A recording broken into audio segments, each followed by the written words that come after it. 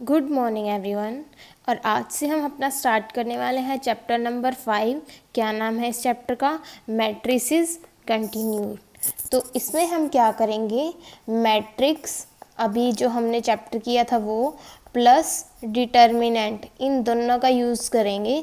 इन दोनों की पूरी चैप्टर की पूरी सीरीज़ मैंने अपने चैनल पे डाल दी है। अगर आपने वो नहीं देखी है और आप देखना भी चाहते हो तो आप उनको विज़िट ज़रूर करें। तो चलिए हम स्टार्ट करते हैं।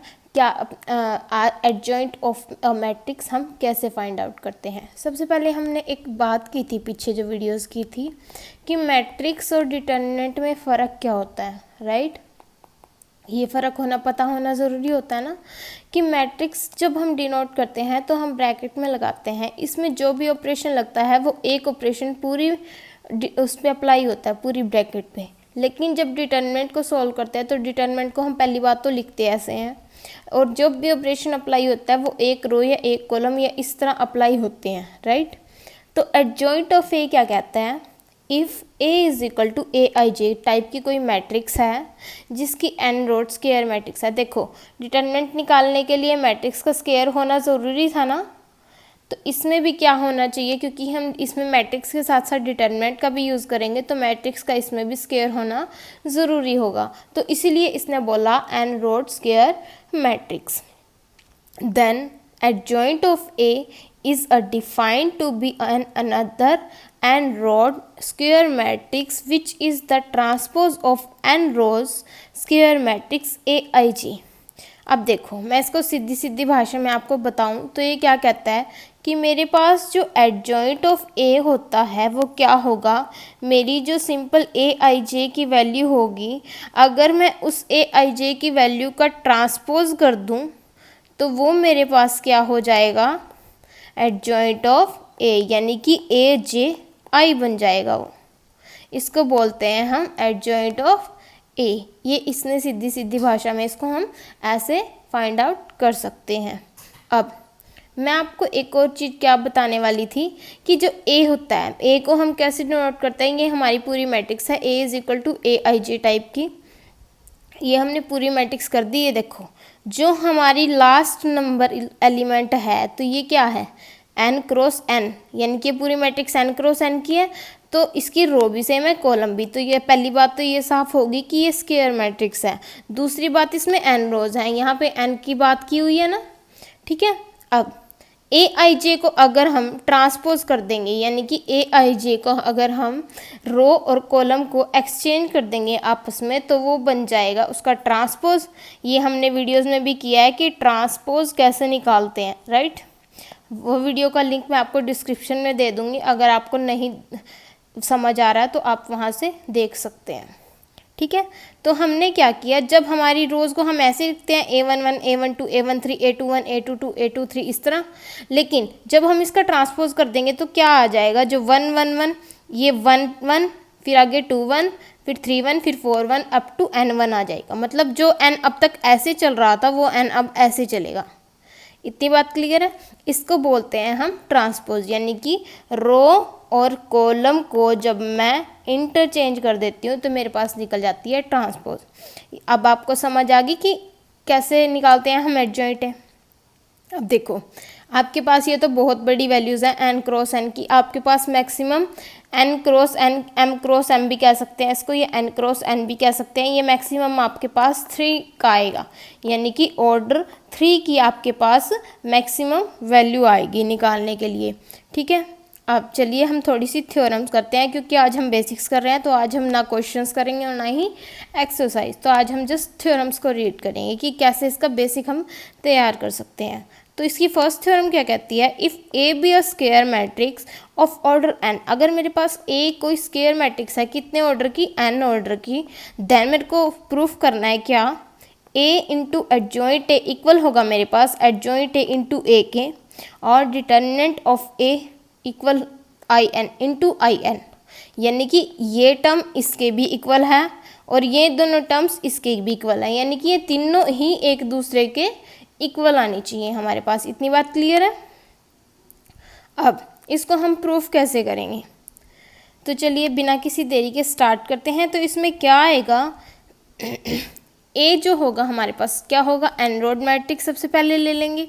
तो उसका एडजॉइंट ए कैसे निकालते हैं, मैंने अभी अभी आपको बताया। ए एडजॉइंट ऑफ ए क्या होता है, ए आई जे का ट्रांसपोज, यही होता है मेरे पास एडजॉइंट है। तो इसको मैं फाइंड कैसे करूँगी, ट्रांसपोज को कैसे निकालते हैं, ए जे आई बन जाता है, मतलब जो रो थी वो कॉलम बन जाती है और जो कॉलम थे वो रोज बन जाती है। ठीक है, इतनी बात क्लियर है। तो मेरे को ए भी मिल गया और एडजॉइंट ऑफ ए भी मिल गया। अब मैं इनको क्या करना है, मल्टीप्लाई। अब देखो 2 × 3 करो या फिर 3 × 2 करो, क्या दोनों इक्वल होते हैं? यही बात इसने कही है कि अगर हम a इंटू एडजॉइंट ए करें या फिर एडजॉइंट a इंटू ए करें, दोनों क्या होंगे, इक्वल। तो यहाँ से मेरी पहली दो टर्म्स तो हो जाती हैं प्रूफ। अब बची बात किसकी, डिटर्मिनेंट ऑफ। सिमिलरली वही लिया, adjoint A is equal to alpha A I J type का ए ले लिया और उसको जब चेंज करेंगे हम एडजॉइंट ए में तो जे आई हो जाएगा। तो वो किसके हो जाएंगे, where A J I is the cofactors of A J I in the determinant of A के। तो मानते हो आपकी वो उसके कोफैक्टर्स हैं। कोफैक्टर्स को समझते हो ना कैसे, जैसे हम ये डिटर्मिनेंट में निकालते थे, हर एक मान लो A1 2 निकालना है हमें, तो 1 2 के अलोंग की रो भी कैंसिल, कॉलम भी, और बचे हुए यहाँ पे लिख के उनका डिटर्मिनेंट विद माइनस के साइन। ठीक है, तो जब आप ये निकालने आपने तो वो आपका क्या आएगा, डिटर्मिनेंट ए में आएगा, राइट। हर एक प्लेस पे डिटर्मिनेंट आएगा आपका। नाउ ए आई एंड जेथ element of A into adjoint ए क्या होगा हमारे पास, आई इंटू जे। तो देखो जब इनकी मल्टीप्लाई करेंगे हम तो क्या आएगा हमारे पास, जो सिंपल ए है यानी कि जो सिंपल ए से डिनोट हो रहा है वो आई पहले आए देगा और 1 बाद में। ठीक है, लेकिन जो एडजॉइंट ए वाला है, ये एडजॉइंट ए का एलिमेंट है, ये क्या देगा, पहले 1 देगा और दूसरी बार में जे। तो इसी तरह करते करते हमारे पास एक एलिमेंट आई का आता रहेगा, एक जे का, एक आई का और एक जे का। इसी तरह हमारे पास सारे एलिमेंट्स ए इंटू एडजॉइंट ए वाले निकल जाएंगे। ये वाले एलिमेंट मैंने सारे निकाल लिए। जब मैंने ये वाले सारे एलिमेंट निकाल लिए तो मेरे को यहाँ पे क्या मिला, एक एलिमेंट ए का, दूसरा एडजॉइंट ए का, एक ए का दूसरा एडजॉइंट ए का और एक ए का दूसरा एडजॉइंट ए का। तो मैंने क्या देखा, मेरे जो बाकी एलिमेंट हैं वो मेरे आई नॉट इक्वल टू जे आने के कारण ज़ीरो हो गए हैं। ठीक है, यहाँ पे इन्होंने बस यही लिखा है कि जो मेरे बाकी आएंगे ना कोरस्पॉन्डिंग रो में एलिमेंट, वो मेरे बाकी सारे डिलीट हो जाएंगे। सिर्फ कौन से बचेंगे एलिमेंट मेरे, जहाँ पे आई इज इक्वल टू जे है। आई इज इक्वल टू जे मतलब डायगनल एलिमेंट। डायगनल एलिमेंट पढ़े हैं ना आपने। हमारे पास क्या बचेगा, सिर्फ डायगनल एलिमेंट। तो जहाँ पे भी डायगनल एलिमेंट होगा वहाँ पे डिटर्मिनेंट ए आएगा, और जहाँ पे डायगनल एलिमेंट नहीं होगा यानी कि आई is not equal to J आएगा, वहाँ पे ज़ीरो आएगा फॉर और वैल्यूज़ ऑफ। जब आप इसको क्वेश्चन को करके देखोगे ना, क्योंकि आप अभी तो ये पूरी टर्म है एग्जैक्ट nth टर्म तक निकाल रहे हैं, लेकिन आपके पास मैक्सिमम 3 तक हैं, तो आप इजीली इसको निकाल सकते हो। तो हमने ये कर लिया। इसको ये जो अब तक हमने इतनी गाथा पढ़ी है, अब हम इसको लिखते हैं सीधी भाषा में। हमने क्या किया, ए इंटू एडजॉइंट ए को जब हमने मल्टीप्लाई किया तो हमारे पास रिजल्टेंट मैट्रिक्स क्या आई, नॉन डायगनल एलिमेंट्स क्या हो गए, सारे ज़ीरो, और डायगनल एलिमेंट्स मेरे पास सारे क्या हो गए, डिटर्मिनेंट ऑफ ए, राइट। और मेरे को पता है मैट्रिक्स में मैं क्या कर सकती हूँ, पूरी मैट्रिक्स में से एक चीज़ अगर कॉमन है तो मैं बाहर निकाल सकती हूँ। तो देखो पूरी मैट्रिक्स में डिटर्मिनेंट ऑफ ए कॉमन है, वो मैं बाहर निकाल सकती हूँ, बाकी जगह के क्या बचेगा, 1 1 1। ठीक है, अब देखो क्या मैं इसको लिख सकती हूँ, डिटर्मिनेंट ऑफ ए, और ये कितने ऑर्डर की आई है, एन ऑर्डर की है ना ये आई, क्योंकि हमने यहाँ एन ऑर्डर के फैक्टर ही तो कॉमन लिए हैं, यहाँ से एन में से ही कॉमन लिया है डिटर्मिनेंट ए हमने, राइट। तो ये कितने ऑर्डर की बची, आई एन की। बस यही हमें देखने की बात थी, यही मेरे को आपको समझाना था कि इसमें होगा कैसे ये। सिमिलरली देखो ये तो था मैंने ए इंटू एडजॉइंट ए के लिए किया। सिमिलरली आप एडजॉइंट ए पहले रखो, ए बाद में रखो। तो पहले एडजॉइंट ए के सारे एलिमेंट्स आएंगे, बाद में सिंपल ए के। तो इसी तरह हम आएंगे जब मल्टीप्लाई करोगे तब इसका भी सेम यही रिजल्ट आएगा, क्या, जो डायगनल एलिमेंट होंगे यानी कि जहाँ पे I is equal to J होगा वहाँ पे डिटर्मिनेंट ए आएगा, और जहाँ पे I is not equal to J आएगा वहाँ पे ज़ीरो आ जाएगा for all values of I and J. ये तो अभी तो आपको पूरी एन टर्म है, आपको ये सिर्फ रिजल्ट देखने हैं। ये जो मैं इतनी करा रही हूँ ना, आपको ये नहीं देखना, ये जस्ट आपके माइंड में याद रहे, सिर्फ इसीलिए करा रही हूँ मैं आपको। तो ये एडजॉइंट इंटू ए मेरे पास यहाँ पे भी दोबारा क्या आ गया, determinant of A into I of N. तो फ्रॉम 1 and 2 मेरी क्या टर्म प्रूफ होगी, A adjoint A is equal to determinant of A I N is equal to adjoint A into A. अब हमारे पास अगली थ्योरम क्या कहती है, if A is a non singular square matrix of order N, non singular है, square है और ऑर्डर उसका एन है, देन हमें प्रूफ करना है कि adjoint of A is equal to determinant of A की पावर n-1, इसका भी डिटरमिनेंट लेना है। ठीक है, अब मैंने ऐसा तो कोई फॉर्मूला पढ़ा नहीं, लेकिन मैंने ये फॉर्मूला अभी पढ़ा है कि अगर मैं ए इंटू एडजॉइंट ए करूँ तो मेरा ये आता है, राइट। तो मैं इसी का यूज़ करूँगी क्योंकि इससे अलग मेरे पास और कोई फॉर्मूला नहीं है। तो मैंने इसका क्या यूज़ किया, A into adjoint A is equal to determinant A I N, right. इसमें क्या लेना बाहर, डिटरमिनेंट लेना ना ये। तो मैंने दोनों साइड डिटरमिनेंट लिया और मेरे को पता है डिटरमिनेंट अलग अलग खुल जाता है, राइट। तो डिटरमिनेंट को मैंने अलग अलग खोल दिया और यहाँ पे भी डिटरमिनेंट अलग अलग खोल दिया। अब देखो, आप सोच रहे होंगे कि यहाँ पे तो सिंपल ए था, ठीक है, और यहाँ पे इसकी पावर n हो गई है, राइट। तो मैंने आपको क्या बताया था कि मैट्रिक्स में जब हम कॉमन लेते हैं वो पूरी मैट्रिक्स में से लेते हैं, राइट। तो पूरी मैट्रिक्स में से एक ही बार कॉमन आता है, डिटरमिनेंट ऑफ ए। लेकिन जब हम डिटरमिनेंट में कॉमन लेते हैं तो कैसे लेते हैं, हर एक रो और हर एक कॉलम के अकॉर्डिंग लेते हैं। तो मैंने हर एक रो या फिर हर एक कॉलम के अकॉर्डिंग लिया होगा, तो कितनी रोज कितने कॉलम्स है इसमें n, तो उसी की अकॉर्डिंग कितनी पावर बाहर आई, n। आई होप ये आपको क्लियर हो चुका होगा। अगर आपको दोबारा देखनी है तो आप वीडियो को दोबारा से चला के देख सकते हो।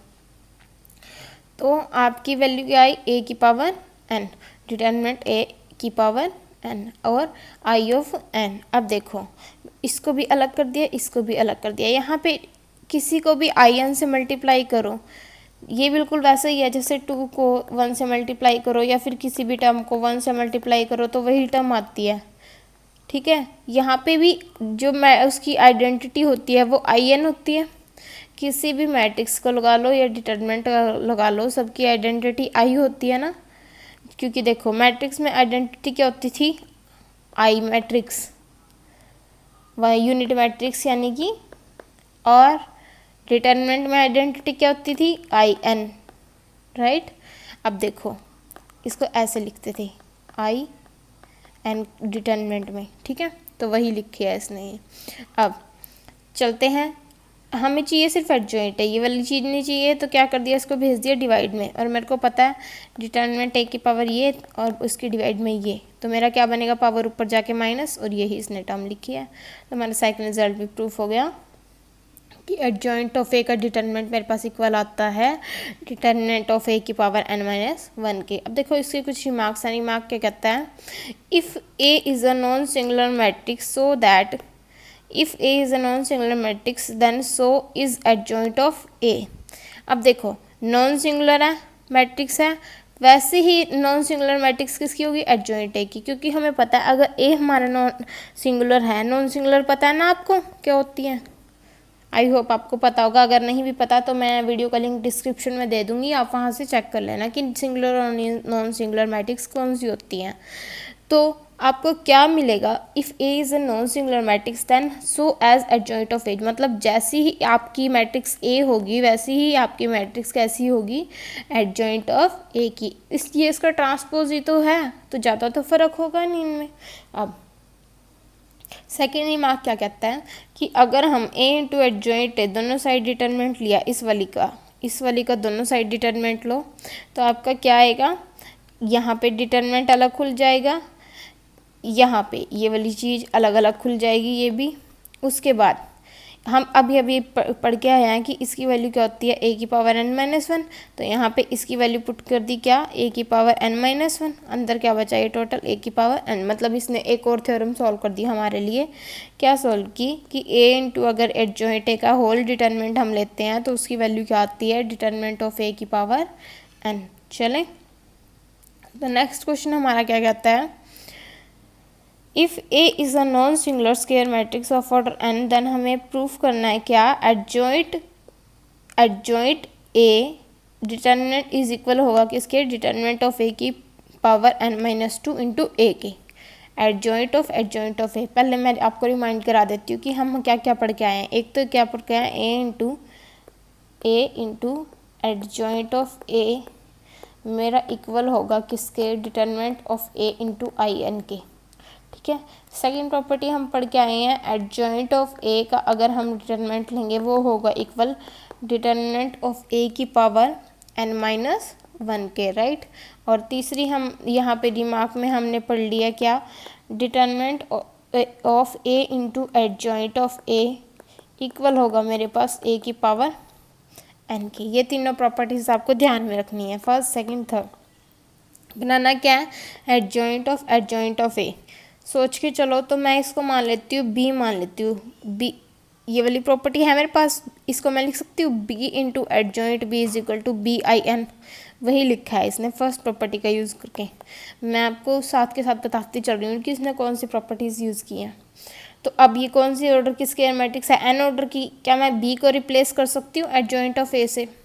जब मैंने बी को एडजॉइंट ऑफ ए से रिप्लेस किया तो मेरे पास क्या आ गया, adjoint of A into adjoint of A. ये मेरे पास ये टर्म चाहिए थी मेरे को, ठीक है, लेकिन ये नहीं चाहिए थी। इसको मैं क्या करूँगी, फिर से वही एडजॉइंट ए की वैल्यू मैंने क्या पढ़ी है, डिटर्मिनेंट ऑफ ए की पावर n-1, ये वैल्यू मैंने यहीं रख दी।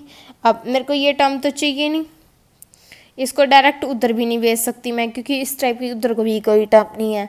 तो मैं क्या करूँगी इसका इलाज, कि मेरे पास एडजॉइंट ए तो पड़ा है, ए नहीं है, तो मैं दोनों साइड क्या कर दूँगी, ए से मल्टीप्लाई कर दूँगी। तो मैंने यहाँ पे देखो इस टर्म में मैंने दोनों साइड क्या से मल्टीप्लाई कर दिया, ए से। तो मेरे पास अब आ गया A into adjoint of A, और ये किसके इक्वल होता है, determinant of A I N के। तो मैं यहाँ पे लिख देती हूँ determinant of A I N, और मेरे पास अंदर क्या पड़ा है, एडजॉइंट ऑफ ए।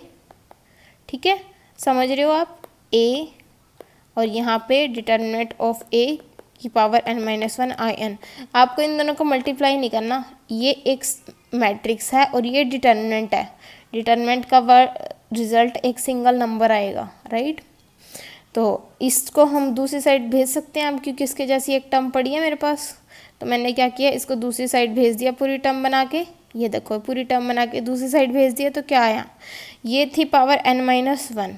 जब एक और पावर डिवाइड में जाएगी तो क्या बन जाएगी, n-2। बस हो गया हमारे रिजल्ट। याद है आपको तीनों रिजल्ट। चलो अब एक बार कॉपी खोलो और तीनों रिजल्ट लिखो, अगर आपको याद हो चुके हैं, नहीं तो कमेंट बॉक्स में मेंशन करो। तो मैं आपको फोर्थ रिजल्ट क्या कहता है, if A is a square matrix then prove करना है हमें एडजॉइंट ए का ट्रांसपोज। मतलब पहले तो ए का ट्रांसपोज करना है और फिर उसके ऊपर एडजॉइंट लगाना है, ठीक है। और दूसरी बार इक्वल होगा वो किसके, एडजॉइंट ए करोगे पहले और फिर उसका ट्रांसपोज करोगे। क्लियर हो गया। ये बिल्कुल वैसे ही है कि थोड़ा जैसे आपको पहले कुछ काम करने को कह दिया और फिर कह दिया कि उसका उल्टा करो।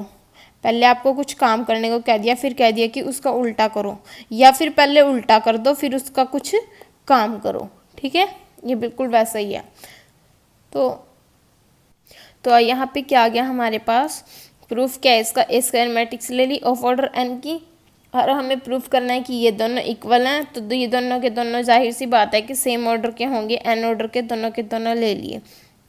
अब देखो, ये मैं आपको सीधी सीधी भाषा में अगर बताऊं तो ये क्या होता है, ए का ट्रांसपोज, ए का एक बार ट्रांसपोज हो लिया, तो जब एडजॉइंट ए लगाओगे तो ये ए का दूसरी बार ट्रांसपोज होगा। एडजॉइंट ए क्या करता है, रो को कॉलम में इंटरचेंज करता है, तो यानी कि ए का एक तरह से 2 बार ट्रांसपोज हो लिया, यानी कि वो ए बन गया। सीधी भाषा में बता रही हूँ मैं आपको अभी, फिर मैं इसको थ्योरी में बताऊँगी। तो ये, और दूसरा क्या कहता है, पक्की पहले ट्रांसपोज कर लो एडजॉइंट ए वाला, फिर उसके बाद दोबारा ट्रांसपोज लगाओ, ये भी ए देगा। तो जब दोनों का रिजल्ट ए आ रहा है तो दोनों तो इक्वल होने ही हैं। तो देखो अब ये थ्योरी में कैसे करना है, आपको सिर्फ रिजल्ट याद होने चाहिए कि एडजॉइंट ए का डैश करो या फिर एडजॉइंट ए का होल डैश करो, तो आप दोनों रिजल्ट सेम आता है। तो क्या करेंगे हम, ए आई जे एलिमेंट हैं किसके, ए एडजॉइंट ऑफ ए डैश के, एडजॉइंट ऑफ ए डैश के। जब डैश होगा ना, ये डैश का मतलब ट्रांसपोज होगा, तो आपका आई जे किस में चेंज हो जाएगा, जे आई में। ये तो बात क्लियर है आपकी, ये वाली चीज़ आपको यहाँ से क्लियर होगी। तो अब क्या करेंगे हम, एडजॉइंट ए, इसके कोफैक्टर निकाल लो आई जे के, क्योंकि ये एक तरह से कोफैक्टर ही निकलते हैं एडजॉइंट ए में। तो cofactors of A I J element of A. तो जब हमने कोफैक्टर निकालने तो किसके थे, ए आई जे के, लेकिन डैश भी तो चाहिए ना। ये बिल्कुल किसके, ये तो सिंपल थे ए इसके कोफैक्टर, लेकिन ए डैश के कोफैक्टर क्या होंगे, जे आई होंगे। ए के कोफैक्टर थे आई जे, ए के कोफैक्टर थे आई जे, तो ए डैश के क्या होंगे, जे आई। लेकिन जे आई का जब ट्रांसपोज की करेंगे दोबारा, जे आई का दोबारा से ट्रांसपोज करेंगे, ये बिल्कुल आपका होच पोच हो गया होगा माइंड में, तो ये आपका क्वेश्चन में ज़्यादा क्लियर हो जाएगा। ए जे आई का जब हम दोबारा से ट्रांसपोज करेंगे तो आपको बिल्कुल वैसा ही हो जाएगा रिजल्ट। जे आई का दोबारा ट्रांसपोज करोगे दोबारा आई जे बन जाएगा। तो जब आई जे ही लेकर चले हम यहाँ से, और आई जे ही मेरा बन गया एलिमेंट का, तो मैं क्या कह सकती हूँ कि एडजॉइंट ए का dash is equal to adjoint of A dash के, राइट। आप ये वाली चीज़ समझो जो मैंने आपको पहले समझाई थी। एडजॉइंट ए सबसे पहले ये करो, ये क्या करता है, इसका आई जे का जे आई बना देता है, ठीक है। और ये फिर से जे आई का आई जे बना देगा। इतनी बात क्लियर है इस वाली टर्म में। दूसरे वाले में क्या था कि एडजॉइंट ऑफ ए का होल डैश, तो पहले ये आई जे का जे आई बना देगा, और ये फिर दोबारा जे आई का आई जे बना देगा, तो दोनों की वैल्यू क्या आ जाएगी, ए इज इक्वल टू ए। तो आपको इतना सारा थ्योरी लर्न करने की ज़रूरत नहीं है, बस आप सीधा रिजल्ट ये ध्यान रखो। अगली क्या कहती है, the adjoint of symmetric matrix is also a symmetric matrix.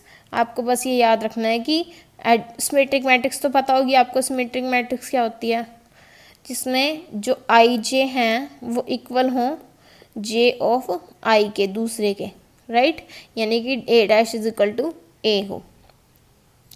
तो ये क्या कहता है कि अगर मेरे पास adjoint of A is a symmetric matrix is also a symmetric matrix, मतलब एक मैट्रिक्स ले ली ए, अगर वो सिमेट्रिक है तो उसका एडजॉइंट ऑफ ए भी सिमेट्रिक होगा। ये तो क्लियर सी बात है, क्योंकि वो उसका डैश ही होता है, ठीक है। नेक्स्ट प्रूफ क्या कहता है कि प्रूव करना है हमें adjoint of A B is equal होगा कि इसके adjoint of B into adjoint of A.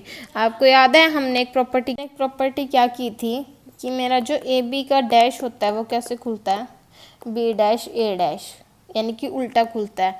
तो इसने ये बताया है कि जो एडजॉइंट होता है ना वो भी उल्टा ही खुलेगा। ये याद रख लो, याद करने का तरीका बता रही हूँ मैं जस्ट अभी आपको, क्योंकि आपको सिर्फ प्रॉपर्टीज़ आएंगी उनका यूज़ करना आएगा।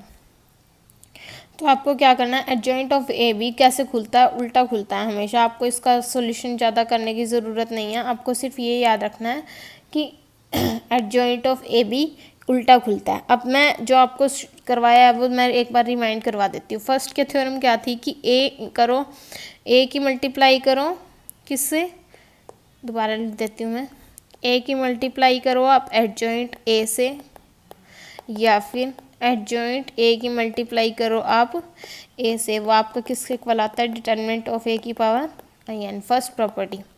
सेकंड क्या कहती है कि अगर मेरे पास determinant of adjoint of A हो, वो किसका इक्वल आता है, डिटरमिनेंट ऑफ ए किसके इक्वल आता है, यहाँ से determinant of adjoint of A मेरे पास इक्वल आता है determinant of A N minus one I के, ठीक है। तीसरी प्रॉपर्टी क्या थी, अगर मैं इसमें ही ए मल्टीप्लाई कर दूँ तो ए इंटू एडजॉइंट ऑफ ए का होल डिटरमिनेंट इक्वल होता है डिटरमिनेंट ए की पावर एन माइनस टू के, राइट। और क्या प्रॉपर्टी पढ़ी है हमने कि किसी भी adjoint of a symmetric matrix का एडजॉइंट वही होता है, सिमेट्रिक मैट्रिक्स का एडजॉइंट भी सिमेट्रिक होगा, ठीक है, किसी भी एडजॉइंट मैट्रिक्स का वो भी। और लास्ट प्रॉपर्टी की हमने क्या पढ़ी है कि एडजॉइंट ऑफ ए कैसे खुलता है, उल्टा खुलता है, adjoint of A B is equal to adjoint of B into adjoint of A. बस आपको ये प्रॉपर्टीज़ ध्यान रखनी है, रिवाइज कर लेना इन सारी प्रॉपर्टीज़ को, ताकि आपके इजीली क्वेश्चन सॉल्व कर सको। तो मिलते हैं हम अपनी नेक्स्ट वीडियो में, तब तक के लिए thank you and keep watching.